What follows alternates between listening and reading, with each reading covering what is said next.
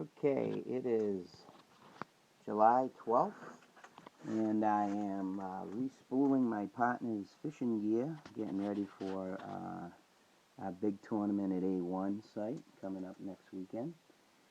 And I respooled quite a few of his, actually every one of his rods. This is the last one I got here in my hands. And I just want to show you the knot used to tie onto the spool. Now this knot's only going to come into play if you get a really big fish and he happens to spool you and take all your line out on drag. So you want a pretty good knot on this spool.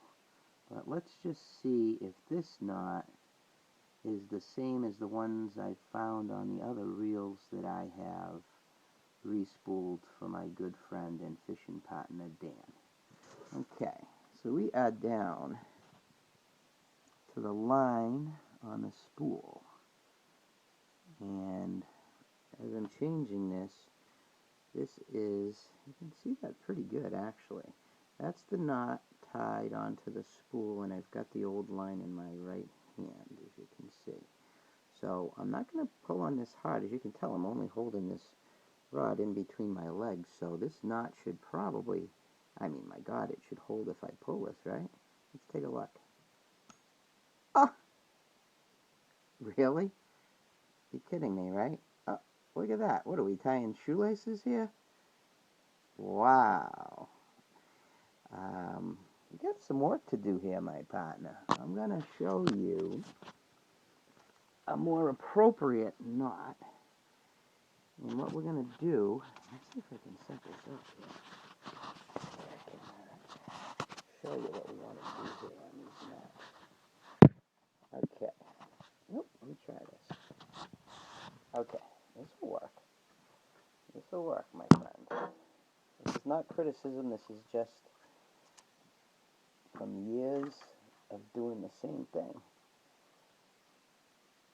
So, we're going to go with a 20 Magnafin on this rod. And the knot we're going to tie to secure it onto the pole. Get the line, right? We're going to actually do a slip knot. So we fold over that little knot. Whoops, let's see if I can get that in there. Okay, and then we're going to literally tie like an old-fashioned slip knot. So we're making a little loop on the line. Whoops. There's our loop. Little loop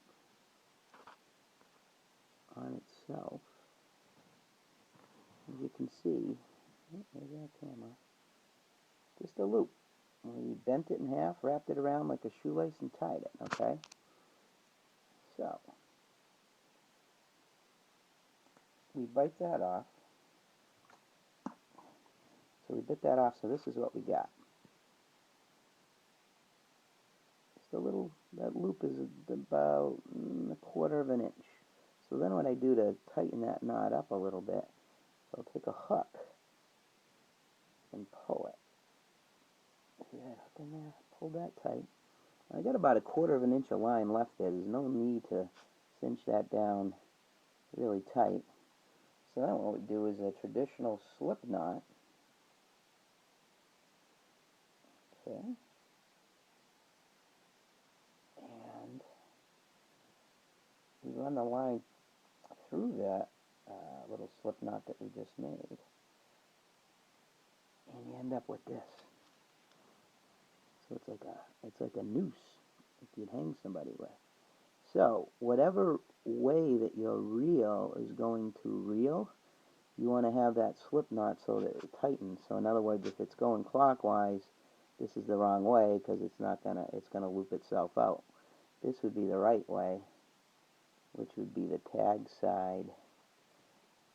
Tag side should always be in the direction that the spool is going to tighten. So in this case, that's on the right side because the spool is going left to right. So what we'll do to start this off is simply